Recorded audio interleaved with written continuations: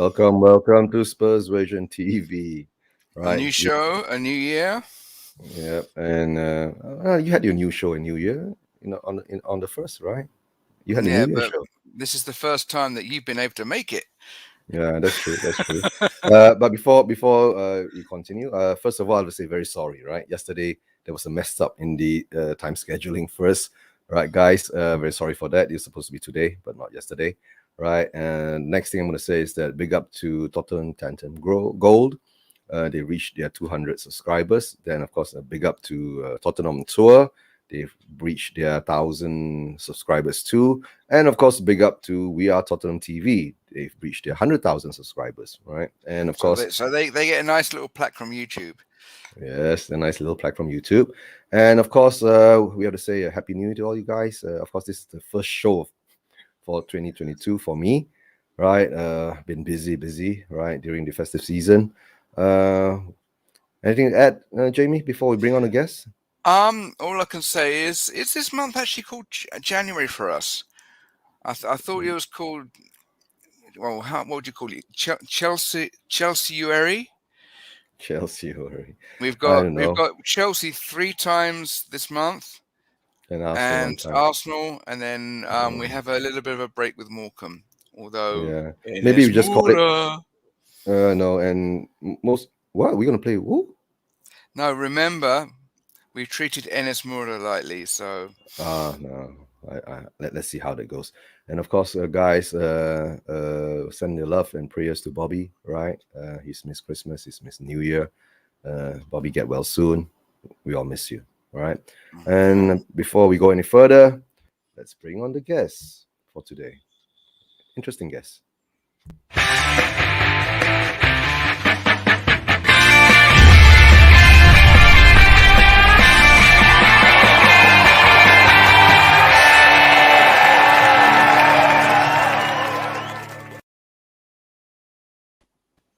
Hi, guys.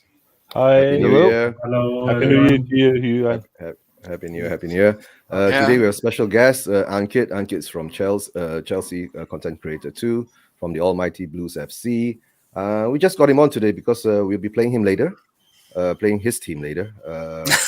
Yeah, Not quite playing about him, that. yeah. Four against one. Yeah. Yeah. Bring it on, bring it on. Yeah.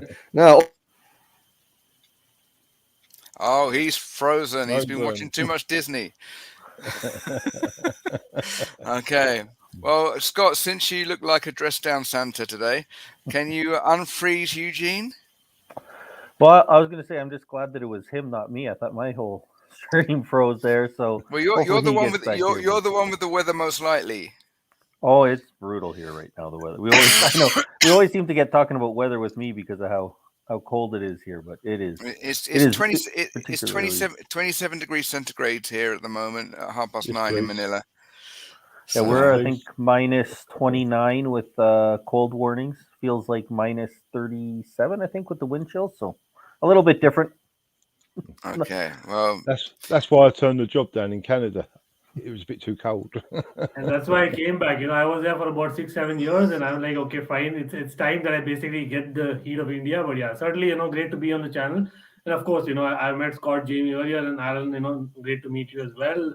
So, guys, as in terms of basically Conte, how's the field been? Like, just as a Chelsea fan, I wanted to know, like, has he got that positive energy going in Spurs for sure? Oh yeah, just hope that Levy doesn't do the two-faced, which is what it feels like at the moment. Yes, we'll do everything. We'll move heaven and earth for you. And now it's like Conte is waiting for his January plans. I mean, apparently today most of the stories are that they hadn't even spoken about them up until this point. So, Strange, yeah? well, no, it's not strange. It's Levy being Levy, and Conte, as smart as he is, having obviously done some wishful thinking, because unless Levy suddenly does an about turn, he's not exactly giving us much to look forward to, apart from what we've been forecasting, which is probably maybe a couple of loan deals, some speculation, but possibly diddly. I think we're looking. To be honest with you, Jamie, as far as I've heard, that the meetings have gone ahead. It's just the media doing this, the media doing that. At the moment, I think we're looking at 1 or 2 players in and a couple of players out on loan. Yes, but what kind of 1 or 2 players? Is it 1 or 2 kids, 1 or 2 journeymen, or 1 and 2 pieces to the puzzle? Kessie, I thought Kessie is one, right? They're working hard on Kessie. They're working very hard on Kessie. Although they rejected the deal, which would involve a swap with on Dombele. And what I heard the other day is we're pretty much in the running for Coutinho. Coutinho, I don't really like. Honestly, like I know the guy's class on his day, but that's like 1 in 1,000 days these days. So it's pretty strange for me because I know that Brozovic is someone that Conte loves, but again, Inter Milan, I think they're doing fairly well in the Serie A, so it'll be stupid of them to come back. Again, no disrespect here, what I mean, but the fact that he's actually the main midfielder, so it'll be interesting to see, which midfielder you get in finally. Hey, Eugene, welcome back. I don't know. Doing my first show of the year and I lose my router, so now I'm back on mobile data again. Gosh, what's going on there? Right, sorry. Well, no, you said at Christmas, New Year time, you was having like heavy monsoon type weather, so it could be that. Have you reset the router, waiting for it to kick back into life? No, I've lost my router. The router has gone dead. That's the scary part. So at the moment now, I'm just doing it. How you call? Through my hotspot. Yeah, doing a hotspot, and just got my girl out to try to reset the whole thing and see what's going on. I don't know. And Kit was carrying the torch while she was away. Better than all of us, but yeah, good fun. We'll be talking about transfers, Eugene. So, I think Kessie is kind of imminent, but the fact that I think Conte, as in until now, is strange because I think Jamie pointed out of the fact that Spurs have like 3-4 really big matches on paper at least. So by now, I think he should have already figured it out, and Levy should have obviously as an exception gone for it earlier. So I'm surprised that you don't have anyone kind of really just coming in like today. Well, the one we really want, Vlahovic. I mean, even with him, is he really ever going to have been a January window to any team? No, I mean he's probably a summer transfer. And talk today is that it's not out of the realms of possibility that he's going to stay at Fiorentina. I'll see how it goes. I heard that, yeah. But talk about transfer windows. Chelsea, have you guys been linked to anybody too? Yeah. As in, we are desperate for wing backs. As in, strangely, obviously, left wing back Luca Digne is someone who's well documented. Everton, they have already signed a left back replacement. So hopefully those talks are already underway. Again, it's a Chelsea thing. Like we do things last moment these days, unlike what we used to do.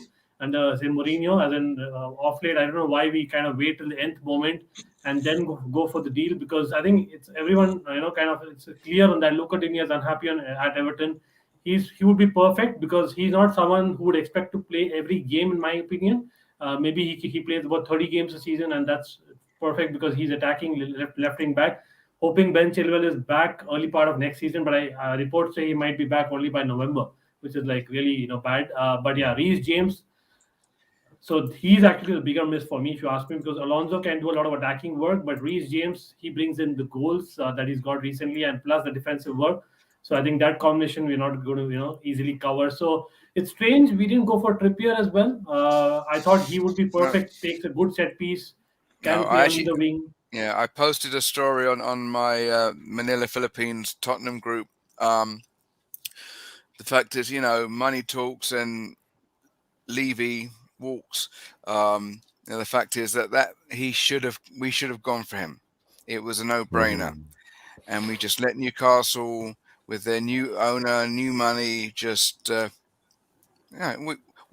they did in 5 minutes what we spent probably the last year. Has he got the pace though, Jamie? You know what I mean? What Conte wants, has he got the pace to play that? At the same token, there's also articles talking about the fact that we should not play our Brazilian Royale. Royale. We 100%. should not play Royale tonight. But we mustn't play him tonight.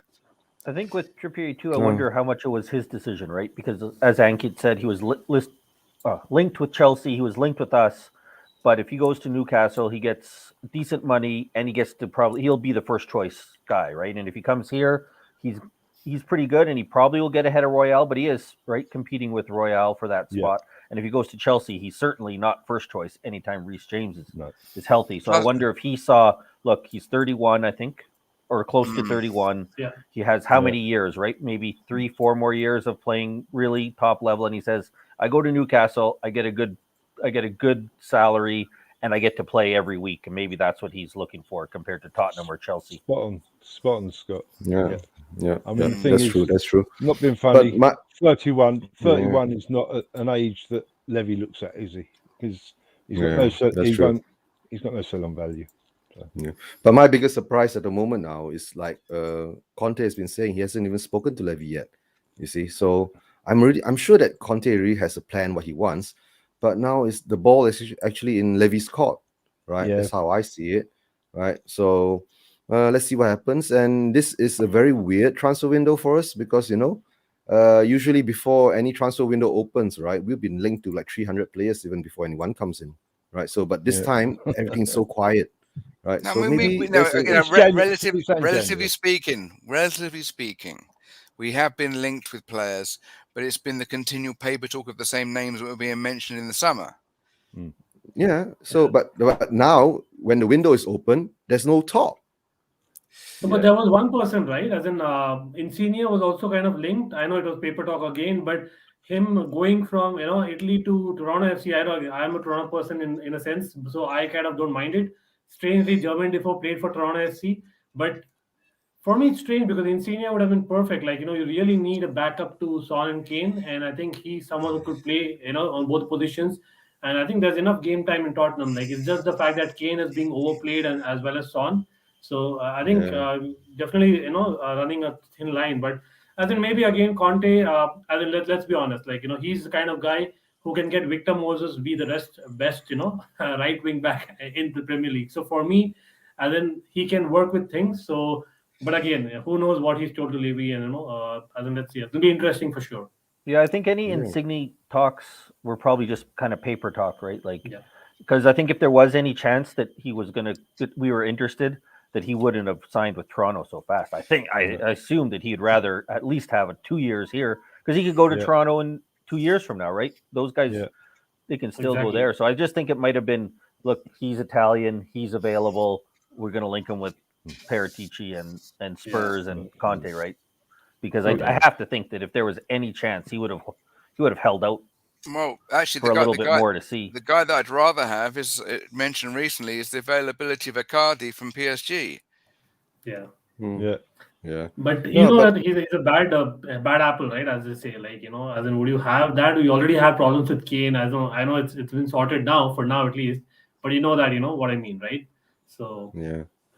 No, but for me, how I see this now is very weird, right? Every 99 or 95% of the players that we've been linked with are all Italians. They're all coming from the Italian league.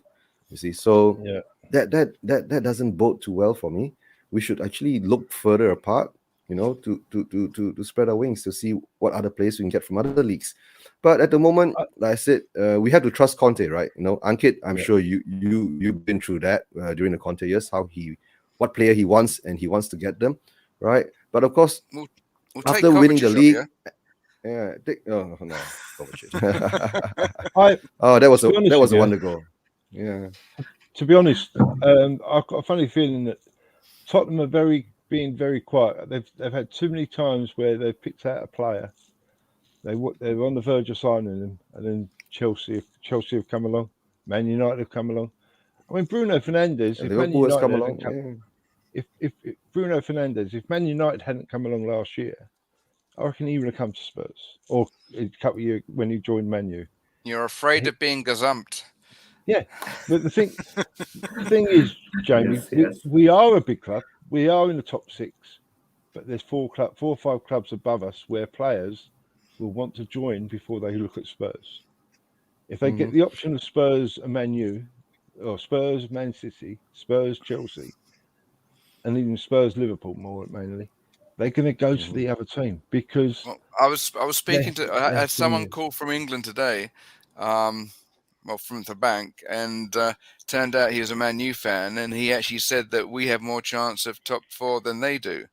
So I actually yesterday when I streamed live on my channel as well. I don't know, Eugene, if you watched it, but the fact is, on last couple of streams, I actually reiterated that Spurs should finish top 4, and if they don't finish top 4, for me, it's basically as in something is missing, right? But again, coming back to basically the transfer and the strikers, especially in the summer, it was a fantastic opportunity for Levy to kind of get rid of Kane and probably get that competition going. As in two, basically, a Vlahovic in the summer wasn't as big as what he's today, and maybe someone else of that ilk that would have basically got the competition running, as well as basically the game time would have been managed. So I think that there's been a trick miss for sure, but I am really impressed still with obviously Son and Mora kind of stepping up, and that's probably lucky for Spurs. But yeah, definitely I can see Spurs doing well. Like again, I love Conte. I think Eugene, last time that I was on the channel, I had mentioned that as well.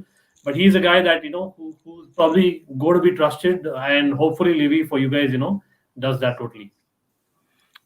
I agree. If we stay healthy, that we should finish top 4, but. Yeah. If Son goes down, we have no replacement. If Kane goes down, we have no replacement. Exactly. I mean, really, at this point, if Skip goes down, our midfield is really shaky. I mean, Romero, hopefully he comes back and helps our defense. But right now, I mean, it's just that's the problem, right? If anybody goes down in any of our areas, we're so, and they're not even talking about top guys, right? Like if Sanchez, or I mean, if Ben Davies goes down, then we're playing something. Like that's how bad our depth is right now. Is that we're worried about guys we don't even want to start now. Scott, we got wings.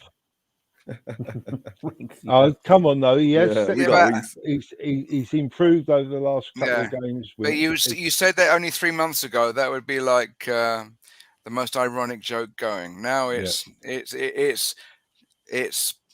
a wry smile. But like, okay. Yeah.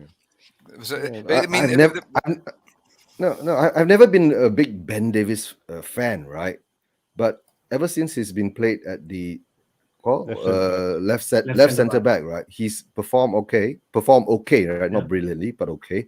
There'll be a couple of mistakes where he did cost us some goals, right? But somehow or another, I'm sure Conte can see the level that where we are. Even before the semi-finals, yesterday he came up in the press conference and saying that we are not there yet, right? And don't put too much hope of winning anything this season, right? So I think he's taking a shot at the board at the moment. So he's been saying that he's not met them, and that's a weird thing. He's already been there like 1 over 2 months. So I'm sure, like what Ankit's been saying, he's more or less he will know what he wants, correct? More or less he'll know what he wants.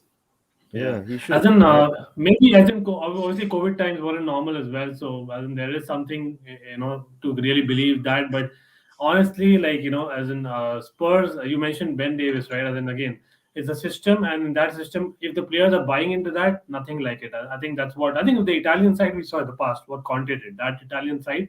I think probably even more than Chelsea or Inter Milan for me, that Italian side, and that's why actually we signed him, right? As in at the time. So he did like wonders. That Italian side was really, really bad, as in one of their worst, times as an Italy team, right? So for me, again, like it's about just about getting those maybe a couple of signings, just those backups like Scott mentioned as well, because that will get you going. But yeah, then I'll be honest, I'm not very confident for this semi-finals. But yes, of course, wearing the Chelsea badge, but for sure, it's going to be really interesting match to look forward to. Yeah, for me. But Ankit, no, go ahead, Scott. No, I was just going to say, like Winks, Davies, Sanchez, the 3 main guys I would say who have shown the most improvement. They've kind of gone for guys that I think that had no place at the club. To now I can see them as squad players, but I don't really want any of them starting. And that's true. Before I would say Winks has no place on the team, and I haven't been as impressed with him as other people have. But now I could say, look, if he's going to stay and he's going to be a backup, fair enough. Davies, if he's going to stay as a left center back, be a backup, fair enough. If he's going to stay as a left back, no, I don't even want him as a backup as a left back. And Sanchez, I think, again, I'm not don't trust him enough as to be a starter. He still has those errors in him. He's still not great with the ball at his feet, but that's what I've seen. These guys have now kind of elevated themselves to where I didn't even want them at the club, and now I can see them. They can be useful squad players, but we still need better in our starting 11 if we're going to be competing with the top Chelsea, City, Liverpool, right? So. No, the biggest Tanganga, I think surprise. he got the red card. Sorry, I was just wanting to know about Tanganga. After that red card that he got, he's been kind of missing for Spurs, right? I thought he was kind of impressive, but I think maybe it's in the head and he just needs to get it right. For me, like probably he's the one that should be molded. What's your opinion, guys, about Tanganga? I think he could do a good job on the right hand side, and to be honest with you, he played on the left the other week, didn't he? And he done a job that was needed. You know, he's young, he's useful, he's got a bit of pace, he's got a bit of build. He's just got to get that confidence up, really. And I think he's going to be a good little player. But I think in the end of the day, what we have to actually do is we have to trust in Conte, right? He knows what he wants, and he knows the system that he's going to play, right? And he knows the caliber of the players that he needs. Like what Scott says, right, is very true. Wings, Davis, Sanchez, right? They could be very good backup players, right? Sanchez is good for Romero on the right centre back area. But what I've seen the improvement in the past few games is Dyer. You know, Dyer has been doing a lot of those long balls, pinging them in from far, right? And it's been very accurate, and it's been reaching the wing backs, right? But I can't take it is that Emerson, I don't the amount of crosses that he gets, but he still can't get it right. You see, most of the time it's either too far forward or too far back. Yeah. My argument with Emerson the other day was he was putting a lot of crosses in, but you look at the amount of bodies we had in there. We just never had the bodies in there to attack any space. You know, if you've got Kane attacking, is there any real defender or wing back that is that accurate that's going to find one person? You know, Son's not exactly the best in the air. The only people we've got any good in the air in the front two is Mora.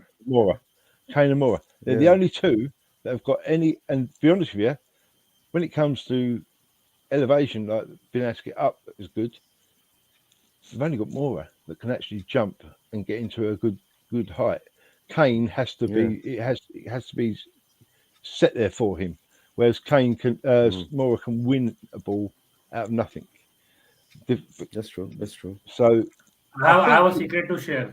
So Lucas Moura is my favorite player on FIFA, and I actually pick him on every transfer season. But he doesn't want to play for Chelsea. I can get honest. Come on, he's lost it there.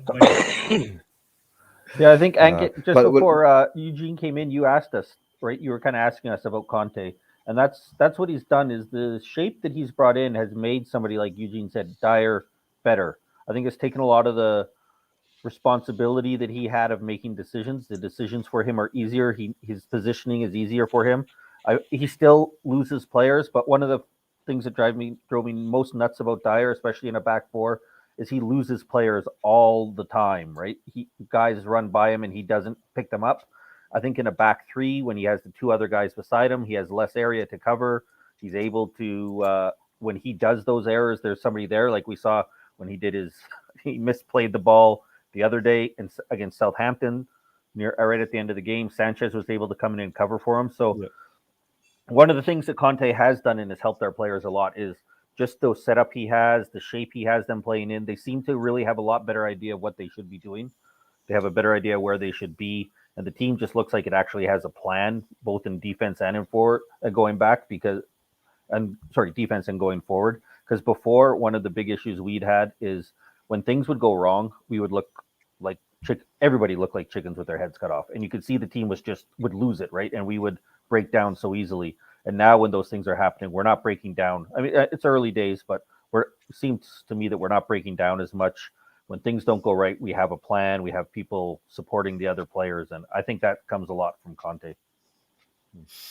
Just to put the cat amongst the pigeons, anyone fancy Aubameyang? Apparently Arsenal are ready to sell him. No. He's danger. Even So- even Tuchel, who loves him, won't take him. Aubameyang. Cars are more important than football. Oh, no, but Aubameyang, I don't know. He might be going to Newcastle, right? yeah, But at the Yeah, moment, my tongue was somewhere over here. So... yeah. But the thing is, it was from Sky Sports News. So, and they were saying, well, who could afford him? And is the question who could afford him or who would want him? Yeah. Maybe he can go back to Borussia. Yeah, Levy won't pay the 375 million pounds a week salary, right? No, Yeah, nobody's well, gonna pay that kind of money. I can't see Aubameyang going to any club until someone pays him that fee. You know what I mean? I think he would rather sit on the sidelines, a bit like Ozil did. He'll sit on the sidelines and collect 350,000 a week, because he's not going to get that unless he goes to somewhere like Chelsea, who are not going to pay it. Man City are not going to want him. And at the end of the day, you've got Newcastle now, who might go for it, but I think Newcastle's going to need a lot more than Aubameyang to survive. But the question is that will Aubameyang go to Newcastle for relegation? That's the only question, right? Yeah. So, the way that Alan's talking, as long as he gets his pay packet, he'll go anywhere. Yes. He's doing it at DBO. Yeah, if he gets, I assume his contract doesn't have any drop down. So if he has assurances that he's going to get paid for that year when they're in the championship, that he's going to get paid his salary. I mean, if he doesn't have many other options, like you were saying, it's not a lot of teams that you can see that would want him that are top level teams, and there's not a lot of teams that can afford him that are low level teams, right? So he might not have. It might be a fit for him that he goes there, plays in the championship, gets his money, and then when they come back up, if you trust that they're going to be good.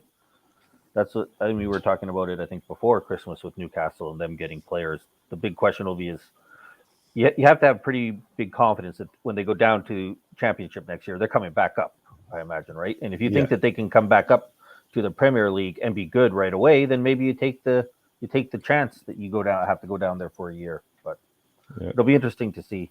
But I don't want, even if he didn't have the Arsenal stuff, there's way too many other issues with him that I wouldn't want him at our club. That's true. If we could have Aubameyang at his best, I wouldn't say a flat no, but because he's gone through the Emirates, it would be a very reluctant decision because of the what the fans would say. We'd basically be doing a Campbell in reverse. Yeah, we should have. If we were going to buy him, we should have bought him before he went to Dortmund when we had a chance and we didn't phone him back. That's when we should have. That's true. We should have done the it last before. 1.5 years, right? I remember the FA Cup final against Arsenal where he was actually terrific. So it was just about a year and a half ago. He was actually fantastic even in the league. So for me, it's all about that lucrative contract that he got, and after that contract, it's clear that what his mind is kind of wanting subconsciously, or I don't know what, because that's the only reason I can see the motivation for him kind of looking at Newcastle, if that's option. But I'm actually surprised that PSG, probably even in terms of just the club fitment, it kind of works well for me. He's been in France. PSG, I think Icardi is coming out, so I think, and we know what problems PSG have. Tuchel has had problems there in the past. That player power is probably going to be there. So I think probably Aubameyang to PSG kind of fits, and even they could afford his wages, and he could be a good kind of sub if he wants to be that. That's true. We've actually got someone chirping in here. Think he's from South Africa by the looks thing. Okay, first one to pronounce it. And Soko on Sokozo Dube. What are you saying? Son Kane. Welcome. And then we've got some equally unintelligible from a friend. We've got Guten Mittag al-Mal, which I think means good afternoon from Jens. So Yeah. Jens, In Dutch. don't do Yeah, that to in us. Dutch. Yeah. yeah, it's all Dutch to Yeah. me. Right. Hey. Double Oh Dutch. dear. Double No, Dutch. that's skipping. That's jump rope. Skipping.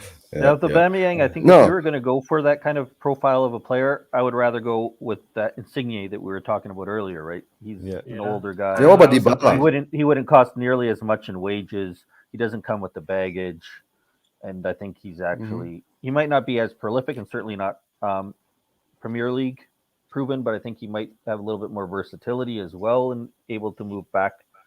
So if that's who we're looking at is like a 30-plus-year-old striker, I would have rather gone for him. There's other guys than Aubameyang, but PSG is a good shout for him.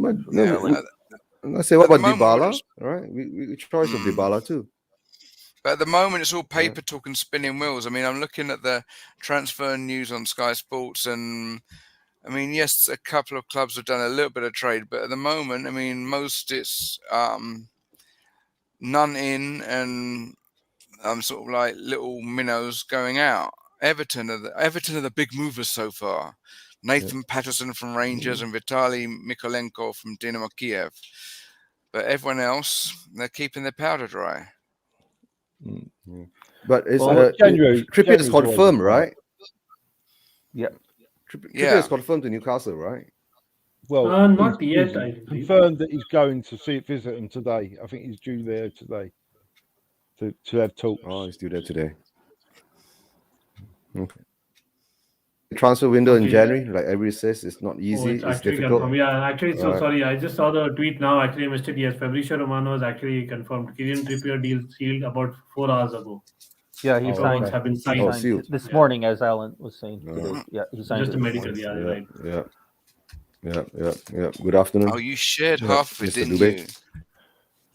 What concerns me about the talk, and Eugene will be familiar with this, is we're hearing a lot of talk now about how what we're doing now is preparing for a really big summer, which to me kind of seems like they're setting us up to say, hey, we're not having anything happening in January, but don't worry, guys, we have a big summer coming up. So focus on that and don't focus on what we're doing.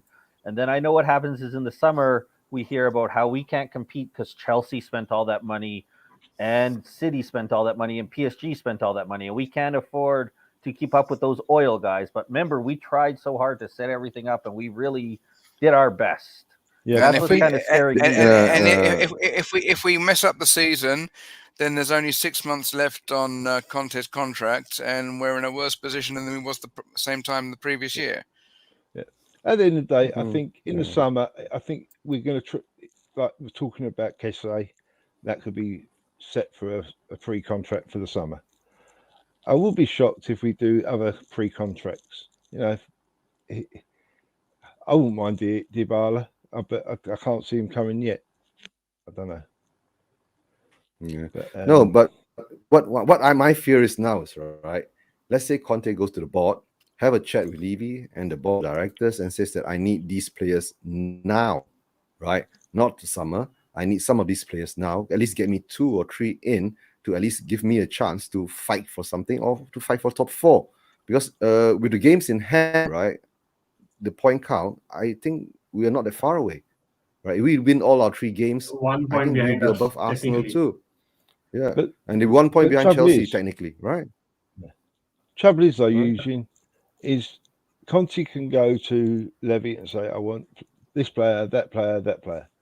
Unless the team that the club they're trying to buy them off of sell them or going to sell them. I mean, as Jamie said, Vlahovic, yeah, he's not going to leave Fiorentina during January. Definitely not, because he's got a chance of still getting them into Champions League, somewhere they haven't been for a few years. Yeah. We need quality. We need quality. Yeah. We don't need more deadwood. And if we don't, and That's quality true. don't really move in January. Mm-hmm. Yeah. And a comment from Anto Puzo, right? What about Conte signed Coutinho and Adama Traore? Traore is interesting, right? Because I think whole of the summer also, I think both Chelsea and Spurs were kind of linked, if I remember right. I don't think he's done any better in terms of finishing. As in, he's played even lesser this season. So it'll be interesting. But yeah, I can see why that's coming through because again, like I know that if Conte can make Victor Moses what he was, no disrespect to Victor Moses, I love the guy, but the fact that I think Traore kind of brings more pace, more strength will actually definitely add on to what Spurs have. So I think that is something that I actually can see happening in January because I know Wolves have been great, but it's not like Traore is getting every game. So at Spurs, yeah, for me he's going to be starting maybe that attacking wing back that Conte also likes. I don't know, like or do you see him like as an attacker proper? What do you guys think about that? I don't know. Yeah. I really don't. I think the problem I'm now. not a I big think fan of Traore. So Yeah, I know, but what I'm seeing now is right, especially during the Southampton game, we were one man advantage and we still couldn't break them down. So maybe Coutinho would be the creative spark that we might need for that kind of scenarios, right? And maybe I said maybe Ankit, right? Right, right. And This guy is Traore. Aubameyang part two. Yeah, but Traore is a player that has the power, has the speed, but not the accuracy. But you never know. If he comes to Spurs and Conte gets a tune out of him, he could turn up to be a 15 goal, 20 goal, what call? A wing back? Oh, no, sorry, a winger a season. You see, our problem has always been that we've been too reliant on two players, Son and Kane, Son and Kane, Son and Kane for the past 5 seasons, right? They've been scoring most of our goals, and we have not. There's no contribution from midfield. There's not enough contribution from around the park, and now with Son, we can tell Son, I think, is having fatigue. Okay. Yeah, big Fatigue time. is into him, right? Yeah. Big time. His form is dropping, right? And of course, we're not going to go to Kane, right? After the drama that he went through in the summer of losing the Euros and the transfer window saga and all that. Mentally, he wasn't there, especially when Nuno was around. But at least he's coming back again because he's got confidence in Conte, right? That's what we're trying to say. So what Conte has done to our squad, the group of players that, like what Scott has been saying, right? During the summer transfer window, we wanted nearly 10 of them out. But at least now we're seeing that, maybe around 5 of them we can still keep as squad players, right? And the rest of them, let's say, sorry thing to say is that Ndombele, right? Tanguy, we're paying 200K a week for doing nothing, Why are we wasting all that money? You see, but the problem is that who's going to pick him up for the kind of wages? Nobody's going to pick him up for the kind of wages, right? And like what Ankit, would you take Tanguy?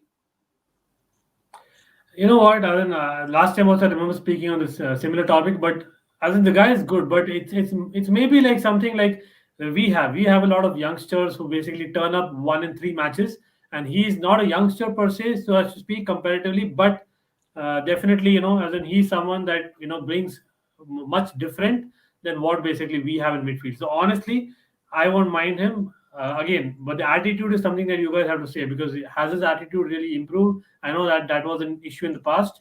I don't know what are off-field any issues recently, but hopefully that's sorted. But again, we know Tottenham and Spurs, that's never going to happen. Like no point talking about it. But let's see how it goes because then he'll be a good bet for many teams for sure.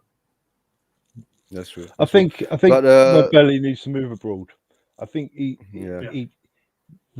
Premier League is too physical for him and too fast, and that doesn't suit his game. In France, it's a lot slower, and that's why he looks so good because he had the room, the space, had the time.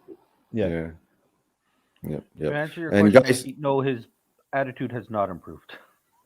Yeah, his attitude, that's true. Yeah, if it's improved, he'll be playing, right? So I guess nor is his hairdo. He hasn't played. His hairdo's got as bad as his playing. In terms of but guys, talking about Traore and do you think we should sell Delhi?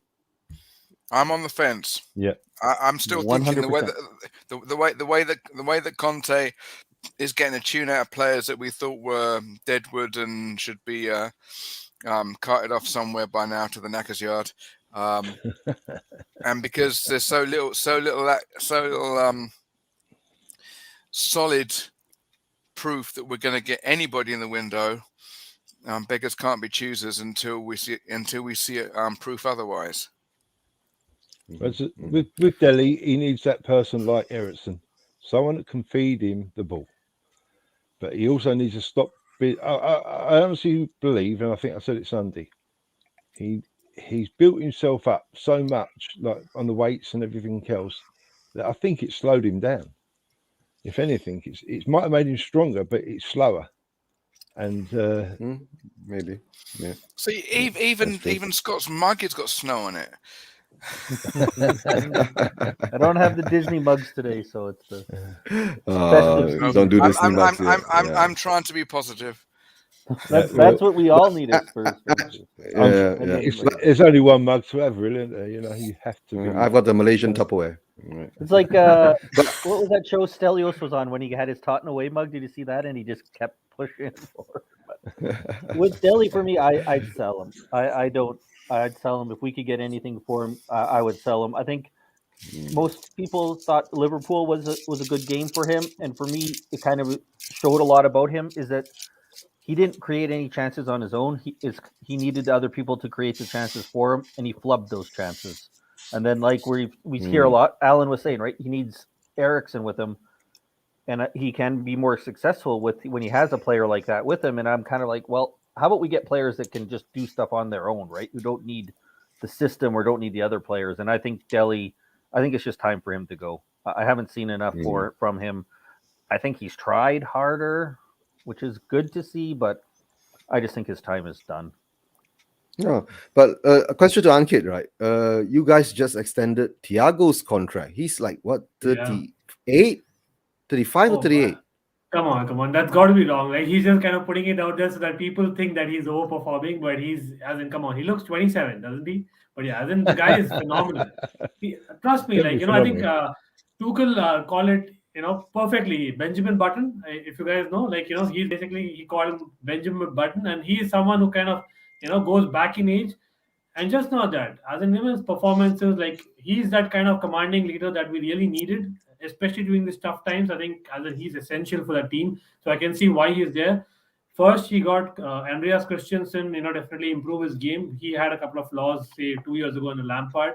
Definitely improved him. Then he's got Chalobah, really accelerate his growth. And now we are having Levy Colwill, who's kind of on loan to Huddersfield Town. He's doing very well. So talks are that basically, Silva is probably being extended because he wants to kind of, mentor him as well. Okay, Ankit, I know that Gugamar's a Spurs fan, but I think you've got her excited by mentioning Silva. If you look at her last comment.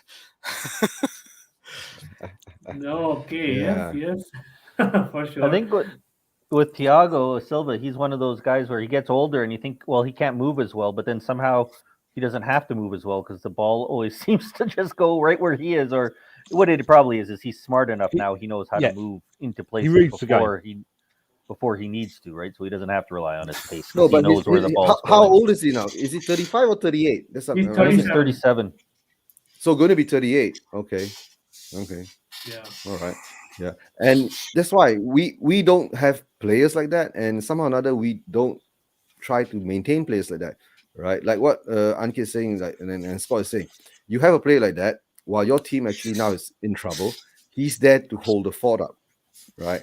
And he plays in center defensive. Proper, yeah. He's proper like the main centre back. He's more like a ball player, right? As in he's really someone who kind of plays the ball well. And I think the key aspect is we lost obviously David Luiz. I don't know comparison here, nowhere close.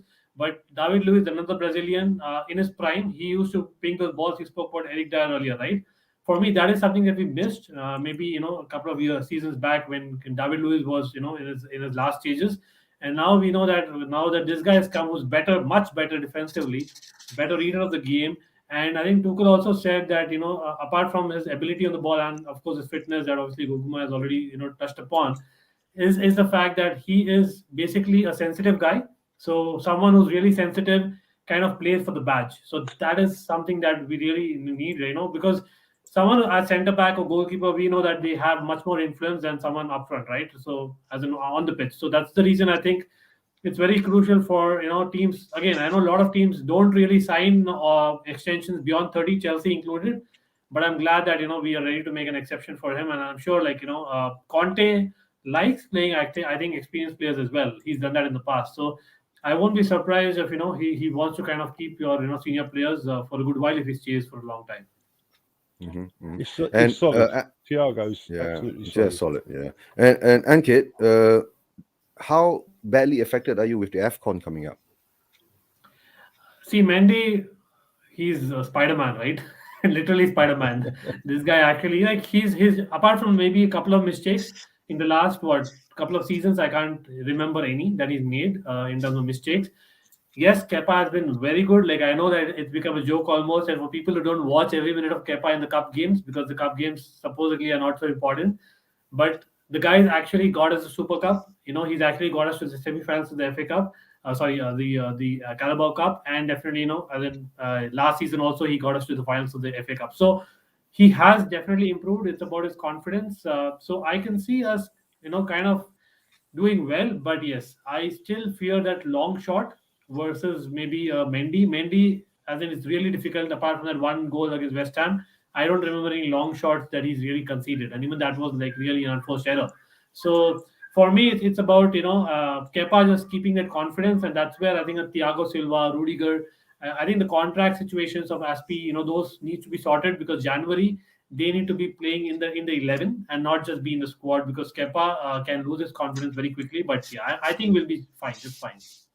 But what about African nations? I mean, we're not going to be affected by it, but you've got a few players that will be in the African. And no, I think it's probably just is it just Mendy? Yeah, no, good. Sorry, I'm having a senior moment here. You guys have just spoken about No, that. we actually had obviously as in it's well documented. But I think Hakim Ziyech, he had a fallout with the Moroccan coach, and it's really strange. As in, how could the Moroccan coach get rid of Hakim Ziyech? Like, he's the main playmaker.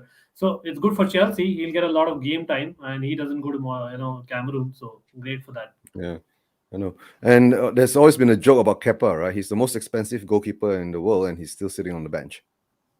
See, that's the thing. We are in a way lucky, because honestly, he's the best number 2 out there. Like In the world at the moment. Yeah, exactly. Best So number 2 in the world. I don't mind that. I don't mind. Except maybe PSG. You can say PSG and Chelsea, like goalkeepers. We are well put, in terms of goalkeepers. Oh, yeah, but Donnarumma isn't worth that much, right? They got him on a free. Yeah, but he's worth his weight in gold, because the guy is really good. He was actually linked to us, but interesting that Tuchel chose to keep Kepa, or maybe we didn't get a buyer for him. But Spurs, we don't even have a backup goalkeeper. We got in Golini, and look what Golini does, right? He doesn't do anything. He just stands there.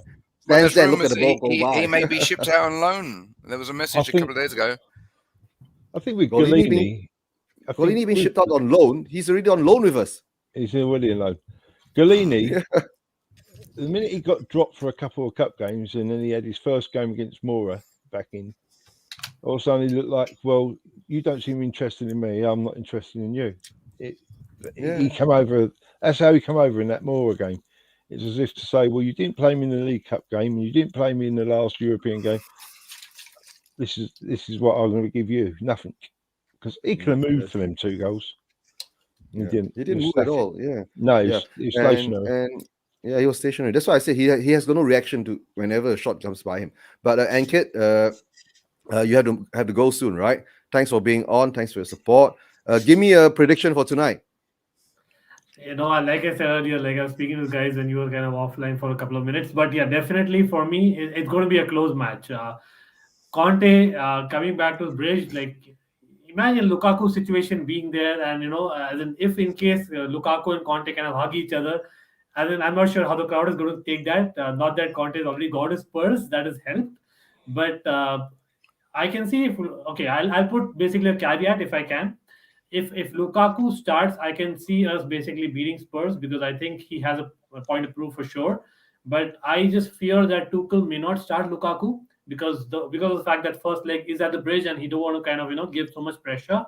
So that is why I think I can see maybe us conceding first and then us coming back in the second half with 2 goals. So I'm going with 2-1 to Chelsea. Okay. Okay, well, you don't agree with Mr. Dubé. Mr. Dubé is very positive about us somehow. I'm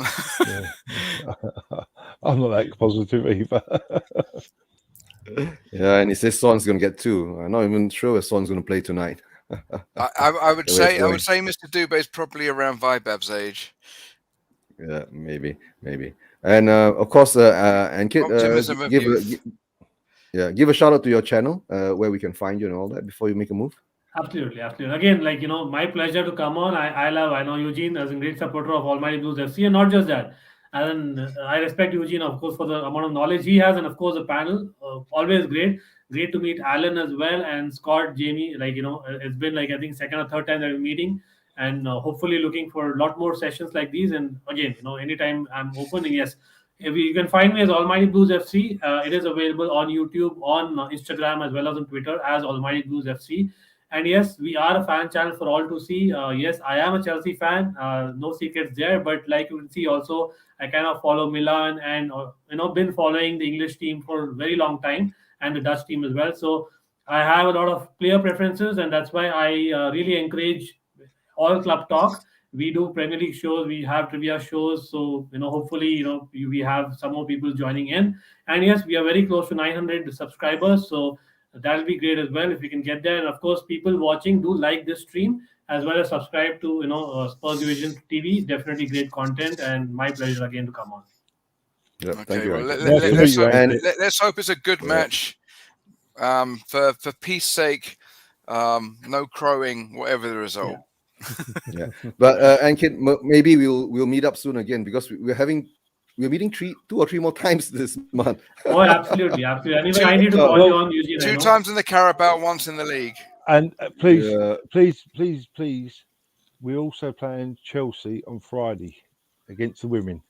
The women's team. Right. They're playing Chelsea at Stamford, at Chelsea's ground on Friday. Okay, thanks for that. All right. And Kit, thanks for being on. I'll catch up with you next time. Bye, bro. Sure. Take care, All guys. right. Thank you. All the best. Bye-bye. Bye. While Ankit moves on, let me bring on another guest.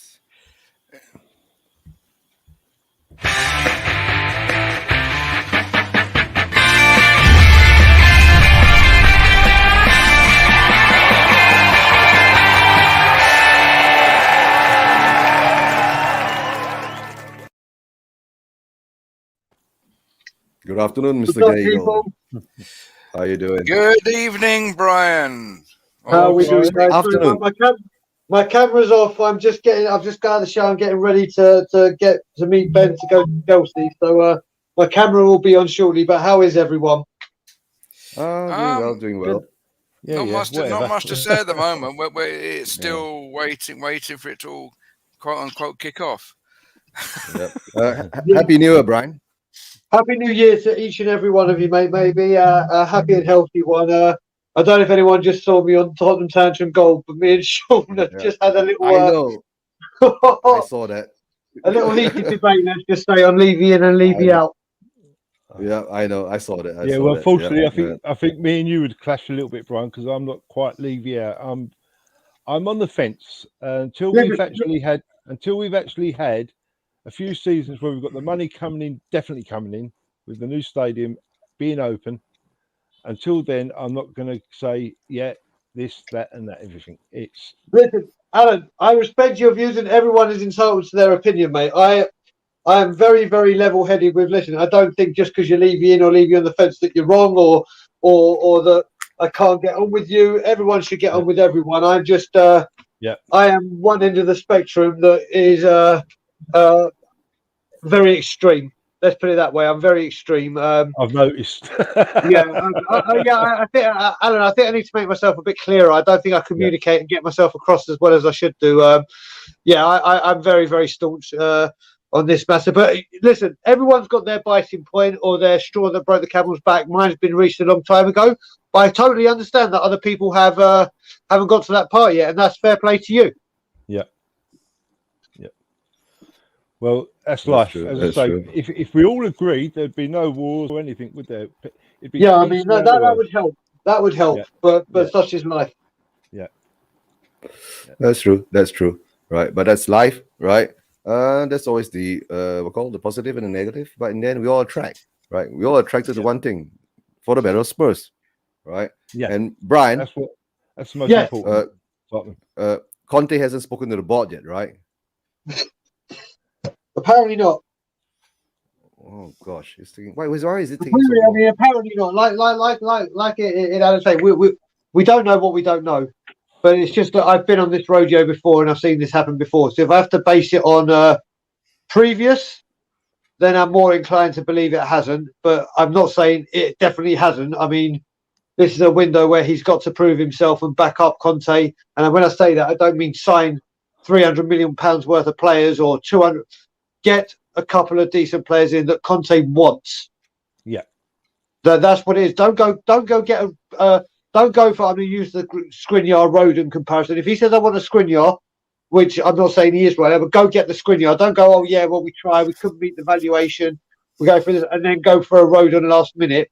Get a couple of players. I understand we can't get Vlahovic in right now. It's always going to be hard, but you can still try and get him for the summer, or you can still try and listen. If we bid 70 million. Or let's just say Vlahovic's buyout clause is 70 million. If he bids 70 million and Vlahovic says no, that's not our fault. Or it is our fault because we can't agree a wage, but at least you tried. At least you put something in and it was there for clear to see. None of this, like Liverpool, I mean, Everton needed 2 fullbacks. They've got their business done for that within the first week. Not saying that they're the kind of players we want, but we know we desperately need players. And it's just the lack of activity that just drives me around the bend. That's the trouble, though, Brian, because, as I say, Everton assigned 2 players, but not players that we would think, oh, we should have had them. You know, we don't know. In a year's time, we might have think, oh, we could have got them. But it's a case of we, as I said a little bit earlier, we need to take that next step up. We need quality. We do not need any more. Yeah, and the trouble is, does quality move in the January? Yes, possibly. Levy could go. Florentina. There's £70 million. It's still up to Florentina to say, yeah, okay, we'll let him go. But I mean, I heard that a lot of clubs are not willing to sell at the moment because of COVID. Because at the end of the day, just say for instance, they let him go. They haven't got the play. No, but Jamie. No, I'm not laughing. No, I'm not laughing at your comment. It's something that Scott should be laughing at. Guguma's noticed something in Scott's Christmas decorations. Get back to your point. It wasn't related to your comment. All right. At the end of the day, if just say Vlahovic was available, but they had an issue with one of their other players that's injured. Oh, 1 second, I've got a phone call. Give me 2 seconds. I'll be right back. Right. Give him 2 seconds. Alan, Alan, I'll give you a statement from Levy spending 70 million. Ha ha ha. Yeah. Well, he spent 60 million on Dombele. And look what happened to that. But that is not Levy's fault. He backed the manager. He backed the manager because Pochettino wanted Dembele the year before. He wanted him the year before. We got him a year later than we got him. Right? He still backed the manager, Eugene. He actually got to a certain extent. Yeah. I mean, at the end of the day, since the new stadium's been open, we've not had one full season yet of the stadium being fully open. We've had disruption, right? Mm-hmm. So let's see what and they've still spent money. Perhaps it's the money that was from the 2-3 windows they never spent any. They still spent money. Let's see what happens at the end of this season in the summer, where a player like 70 million comes along, and he can say, "Yeah, okay, let's go and get him. Let's have a look." I mean, if he doesn't, then I'll start feeling perhaps we do need someone else. But the trouble is, what's the point of being ENIC out anyway? Because it doesn't matter. The only way you get ENIC out would be the whole stadium being empty. and showing your protest that way. And that's true. until they get their money, they are not going to sell up, whether we do it or not. Yeah. No, like I said, at the moment now, the first test, of course, is the January, this transfer window coming in, right?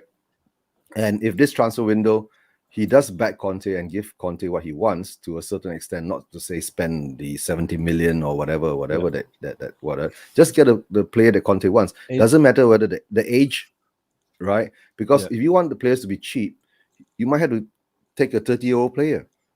Yeah. You get what I'm saying? Oh yeah, I agree. I agree, Eugene. Yeah. You need to get the players that he wants. And then the players that he wants. Yeah, that's the chance that you give Conte to have something to fight in January. with. That's what I'm saying. Yeah. The example I would use on that, Eugene, and I'm not saying that he's available, but Stefan de Vrij, right? He's at Inter. He's 29, turning 30, and supposedly, that's a player that Conte wants, and he fits in. Remember how we were talking about Silva just a minute ago with Anki? He would be that guy in the middle that's your experienced, level-headed guy who can run the whole defense. Now, for Inter, they're linked to Gleison Bremner from Torino, who's I think 22 or 23, right, to replace him. Well, we know Levy, he would say, no, we're not getting De Vrij. We're getting that young Bremner kid who isn't quite ready. And that's the kind of move I think we need to make, right? Is now we need to go for that older guy who's ready, not the younger guy that we normally do. I don't know if he's available from Inter, but that's the kind of thing, right? Normally we'd say, no, we're going to go for that 22-year-old guy rather than the experience, because there's no sell-on value with. Okay, I haven't told many jokes today, but all I can say is tight trousers and hot weather don't go well together. I wonder what you was putting a face about. Yeah, no. Sitting in this chair, my 48-year-old pregnancy, it eventually causes things not to be so pleasant. So,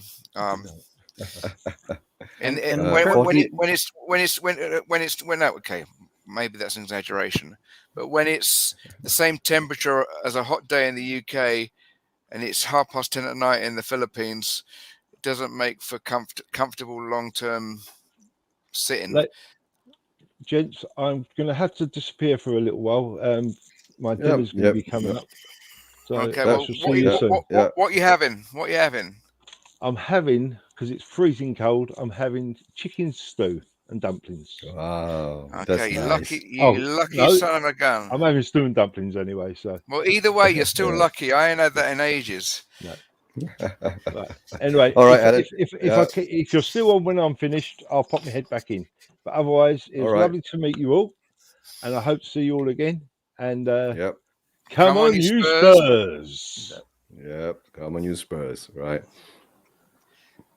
Yeah, I think Alan was saying it's tough to do deals in January, and I agree. But this year, it might be a little different in the sense we hear people in Italy, Spain, they don't have as much money as we do, as the teams do in England, right? So there might be an opportunity for us to take advantage of that. Now is the time to take advantage of that, right? Is we have money to spend, other teams need it, and as well, there seems to be so many guys out on. Theoretically, we have money to spend. Well, we have it. Whether Levy does or not you're right. But and then again, there's a lot of people on free deals, right, in the summer, and with that added financial pressure, I think there's going to be teams who are more willing to sell a guy now to get something for him than risk letting them go in the summer. I mean, if you're a team in Italy and you have no money and you can get 10 million or 20 million maybe for a guy who's going out like a Kessie or Stefan de Vrij, like I was saying, you might take that money because you need it, because you don't have the normal cash that you do after missing fans in the stands and potentially risking fans not being there for the rest of the season, right? I think they're still talking about that as a possibility. So that's where I think that, yes, January can be tough, but we're in a position where we have money, being an English club and being a supposedly big English club. And I think now is the time when you have Conte. This is the time where you flex that muscle, where you go against everything that Levy believes in, and you say, we are positioned in a good spot to take advantage of some teams, and let's do it. Whether it happens, I doubt it at all, but that's the only reason why I think, yes, January is tough. but we might have an opportunity to. Do you think Levy's actually going to break form and surprise us, or do you think Levy's actually the poison chalice that's keeping players away from the club? I think he's going to listen to what I just said and said we might not have fans we might not be able to have fans coming in, so I'm going to use that as an excuse why I'm not going to spend, and I'll tell Conte I was totally ready to back him, but we have to be concerned about what's coming up with COVID, so let's take a pragmatic approach here and not spend. That's true. No, I think Levy should go into politics. Then he should stand for a member of parliament and leave us be. But now it's coming back to, it's that deja vu feeling again, right? Every transfer window, I have that deja vu feeling, right? We're not going to spend. We're not going to do this. We're not going to do that. The players we're going for are for the future, right? Nothing's for the now, right? But with Conte around, I have that slight confidence that Conte knows what he wants, right? But my only fear is that Conte's been saying he has not met with the board, he has not spoken to Levy or the players that he wants and all that. Is Levy trying to avoid him? Right? Levy's on holiday. You probably say I'm in Florida. I'm back, guys. Social distancing. Hey, Brian. We need you to inject some speculation into the talk, Brian, because I just want to go back to something Alan was just saying about Vlahovic and how it's hard to get people in January. I completely agree, but there's people like Vlahovic who have got release fees or whatever. I can't remember if he has got one or what, but there are certain players with release fees where the clubs don't have a choice. Not saying that there's players we're definitely going for, but when you say you can't get players, I completely agree with a lot of what he's saying, but you've got to look at players that do have release fees, and they are viable and easy. Like if a player has a 50 million release fee, and you say right 50 million, the club don't have a choice. It's then down to the player. Is Vlahovic one of those players? I can't remember. I really can't remember. Is it? I don't think Brian, Vlahovic doesn't have the release fee. Okay, Florentina has said that they are willing to let him go for 100 million euros. Okay. Yeah, I mean, obviously, let's be serious. As much as we think we can afford that, let's be brutally honest with ourselves. There is not a chance that we are putting 100 million for any player, let alone him. That's true. That's what I've been saying. I don't think he has a release fee, or we probably would have all heard of it by now. But he's gone in the summer, at least, if not earlier. But he's gone in the summer. But are we truly going for him? Because if we was going for him, then maybe as a make way, on Ndombele would be better used in that direction than being offered towards Kessie, and Milan turn their noses up at Ndombele being any part of a Kessie deal anyway. So I don't think Fiorentina can afford his wages. But you know what?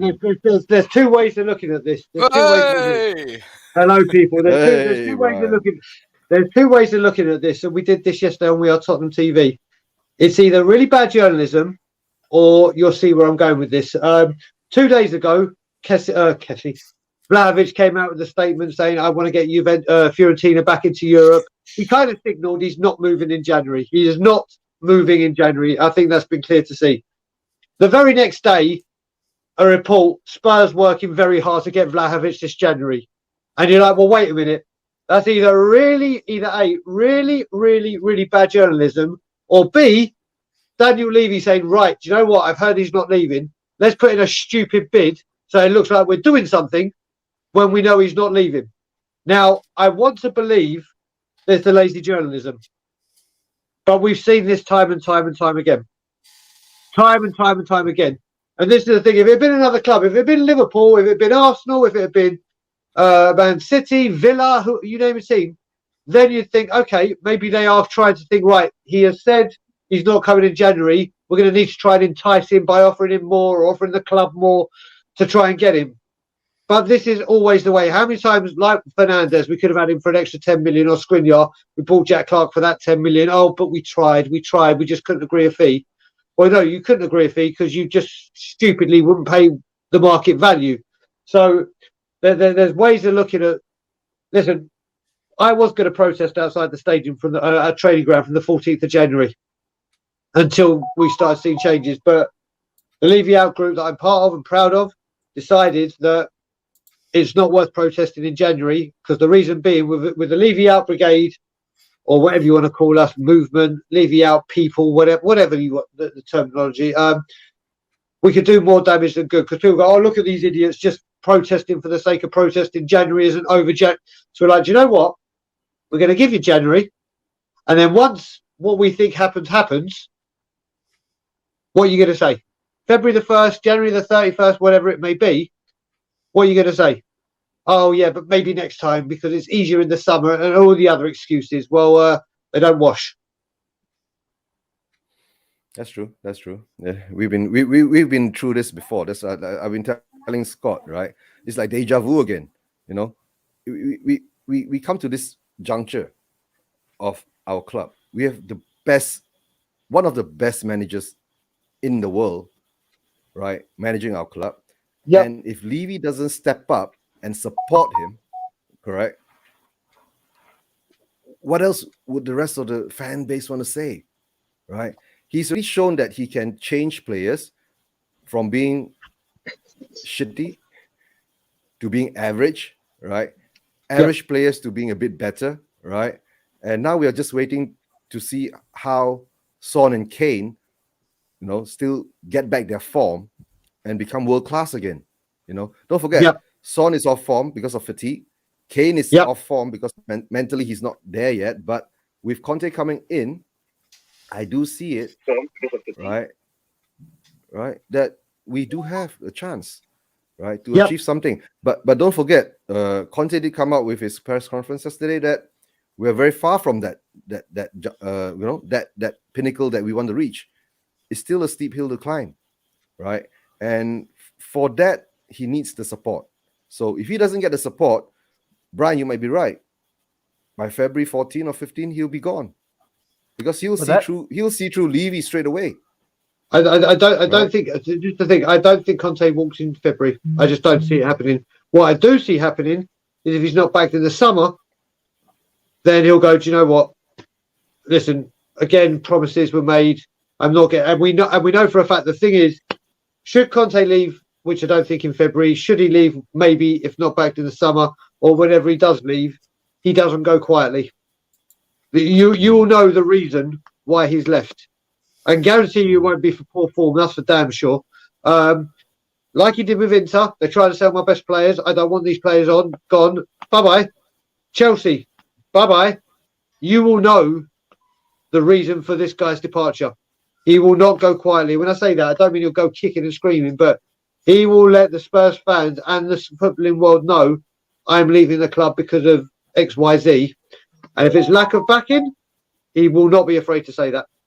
Yeah, I agree. I don't think he'll leave in February either. I think that I think though in the summer, it won't be a case of Levy saying, we're going to wait to sign our guys in August. He will say, the guys I want are going to be brought in now.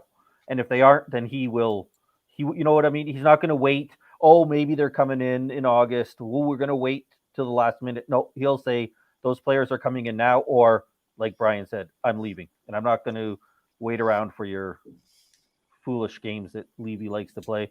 And just something about Brian, when you're talking about Vlahovic, doesn't that sound an awful lot like what happened with Lautaro Martinez, right? We heard about this £90 million offer we made for him, right? Oh, we made it. Conveniently made it, or I think most of the reports kind of came after Lukaku left, so they were less likely to sell him, right? Oh, that's pretty convenient that we. No, they happened the other way around. Actually, the bid, and apparently we were talking beforehand, but because it took so long to get the deal done, Chelsea came and said, "Right, Lukaku, what do you want? Oh, whatever the price was, there you go, buy." And then now, they couldn't sell. And it was like, oh, now that Lukaku's gone, we can't really. There's always an underlying. I'm a little suspicious about whether we were actually ever really willing to spend that money, because we didn't then go take that money and buy somebody else, right? We didn't go take that money and buy a few other players. That money just kind of disappeared into thin air. So it sure seems like the typical, we were trying so hard, but we just couldn't get it. So give us those bonus points for trying hard. No, we never had that money. That's what yes. Well, that's what Brian's kind of saying with Vlahovic. Well, Eugene, just to add on top of this, and it's showing now, and people aren't really talking about this. When Conte signed, he was promised some money in January. He was promised money in January, and here we are in January. And Alistair Gold reporting that we might have to do. It might be tighter than we thought, and this might happen, or because of this. Listen, we all have the blueprint to how this goes. It's just a case of how long. We all have the blueprint. Listen, this is like, honestly, it's the way we're getting with people that think, oh, this is the year with Levy. This is the year. It's getting like Fast and Furious with how many movies they have. We'll soon have Levy 33 in 2033 going. This is the year. I know what we've paid the stadium. Now we're going to buy. Now we're going to. This is all we are. We are a franchise, as in it's like we're fairy tales. Once upon a time, every single season. Once upon a time, there was a summer window where we are promised we would spend, and then listen to our managers, and then the window shuts, and we're left stranded. But don't worry, January is coming soon, and January is the month, and then January comes. And at the end of the story, instead of they live happily ever after, a manager gets sacked. Or a manager quits. So we should call ourselves Bridesmaid FC. Always the bridesmaid, never the bride. Man, I wish we were a bridesmaid in this goddamn. We're like the goddamn. We're like the old aunt that does the two-step dance and kisses everyone on the lips still. That's what we are. Okay, with that facial hair. Depending. If it's Canadian winter, trust me, because Scott will know we need to keep our facial hair because it gets mightily cold. We talked about although that I'm loving my winter. Whilst I'm still here in England, I'm loving my winter. People are going. I was out with Danny Kiriakou yesterday. Danny Kiriakou. You were in Ben's coffee house. We're at Ben's coffee house at one point. We then went to have a drink at a pub. Obviously, me not drinking, but Danny had a couple of beers. But people going, oh my God, I'm freezing. It's so cold. And I was like, what the hell are you talking about? It's like 3 degrees at the moment. Scott, actually, I'll tell you right now it's 6 degrees Celsius. Well, it was 16. It was 16 on New Year's Day, apparently, in some parts. Yeah, mate. Literally, I'm walking around like this in a t-shirt, and people are looking at me like. And some people go, "What are you doing? Aren't you cold?" I go, "I live in Canada." They're like, "Carry on."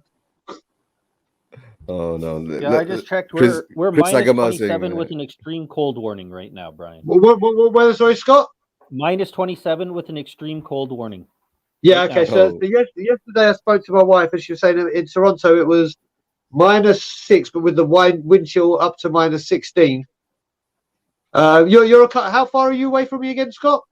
I'm in Alberta, so it's like a 31-hour drive. I think I was looking at it, talking about. I was talking to Will one day, and people are kind of saying, "Oh, like how close are you?" I'm farther away from you guys in Toronto than Will, Stewart, and probably even Maury, right? So, out here in Alberta. He's in the middle. He's in the middle of the Canadian prairies, freezing his butt off. Yep. Well, I've got one of my friends who actually used to live, or not live here, used to live in Welland Garden City, but he was born in Canada, and he came over here when he was like 1 or 18 months old. But I've been in Canada for 4 years now. He moved about 7 years ago, and he's in Edmonton. Yeah, so Edmonton is 5 hours north of me. No, of course it is. It's in Haringey. No, yeah, very funny, my man. Edmonton, Alberta. So yeah, I keep meaning to come to Alberta to see him, Scott. So when I'm coming to Alberta, I'll let you know. Yeah, I saw your post on Facebook about Banff. You got to come out. You got to come see it. It's beautiful. We take it for advantage. We somewhat take it for granted. Myself, like I grew up in Calgary, which is right close to. It's about an hour away from Banff, and you take it for granted. Like you just see it all the time. You don't realize how amazing it is, but especially if you're not from a place that has those kind of mountains like that, it really is awesome. Yeah, my auntie and her ex, well then husband, their honeymoon was a fly drive from Banff to Vancouver. So they started in Banff, going over the Rockies, and ended up in Vancouver just as the Canucks had lost the ice hockey final and were rioting. So. But she was admiring the scenery, and her husband then was not wanting to give back the Mustang. So okay, Mustang. That is about right. It is like we're practically. I can go and borrow some milk from someone 5 hours away.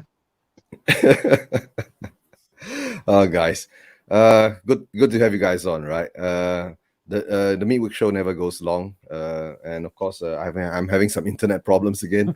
Oh dear! Just as I'm doing my first show of the new year, my router dies on me. Of course. Oh dear! Of course. And then Google has been telling me I'm getting spy bots. Why would everybody's spy on getting me? everybody on YouTube's getting those. Thankfully, we haven't seemed to. I don't know why. Okay. God knows. Might be the time we do our shows or whatever. But yeah, you got to be very, very careful. Yeah, why are we getting spy bots? Who wants to spy on me and Jamie? And us? We used to joke that was a sign of popularity. No, the spammers are the sign of popularity. The spy bots worry me. Oh. Right, and the spy bots are sent by Levy. Maybe. He's had his dumplings. Yeah, I had his stew and dumplings. Yeah. So I just woke up and got right on this show. Is there any more news about any of those COVID rumors in our squad? None from us, but it looks like Liverpool Arsenal will be postponed. Okay. No, the story was that it has been postponed. There you go. The Liverpool Arsenal has been postponed. We're going ahead at the moment. Yeah, I know we're going ahead. I'm going. Yeah, you're going for a match. My first ever time at Stamford Bridge, when I was growing up, my dad said to me when I had my season ticket, you can go to the Emirates, you can go edit. You are not going to Stamford Bridge or Millwall. Obviously, being the little naive North London Jewish boy that would have stuck out like a sore thumb, he's like, you are going nowhere near those stadiums. So I was like, okay, whatever. But now as a 42-year-old man, I'm going. I am going. So you've learned nothing. Hey, Brian. I've learned, mate, and the worst thing is, well, not the worst thing, the best thing is I'm going with Ben and Ashley, and it's like, so I'm a Jewish guy going to Chelsea. How could I'm doing rather well, like the channel's doing well on YouTube now. Daily recently on We Are Tottenham TV. What better way to go undetected than turning up with Ben, who is known, obviously. It's like, yeah, we're not going to stand out like sore thumbs. So yeah, it's going to be interesting. I heard you'll be banter magnets. I've got some history for you here, Brian. I was reading the Brian Buckle book.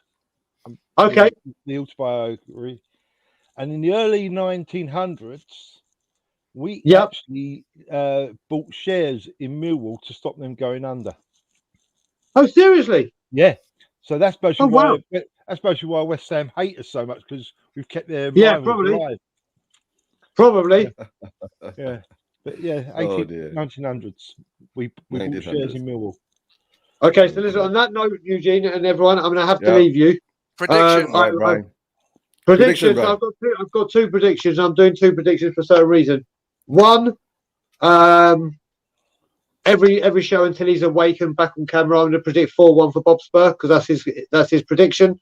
Always 4-1, 4-1, 4-1. So I'm going to be asking you guys to retweet something later today. I've spoken to the Spurs charity to try and get something for Bob, and I'm also trying to get hopefully at Morecambe, if not the North London Derby, a clap on a certain minute going for Bobby on Twitter.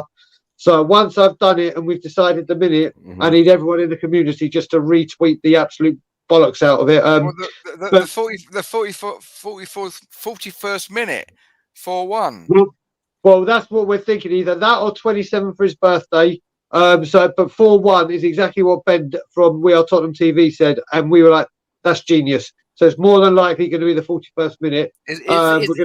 Is there an minute? so do you know what? Now I've mentioned his name, I don't know where people are in the channel or even you guys or with the update. So the update I can give you right now is 2 days ago he was at 55% oxygen dependency on the machine on his back, which was good because the back has been giving him the problem. But overnight it's shot up to 75. So they put him on his stomach.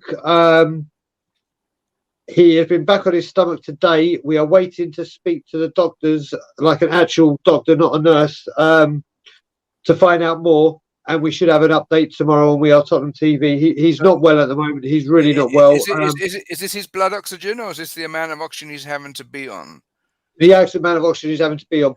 Okay. His dependency is yeah.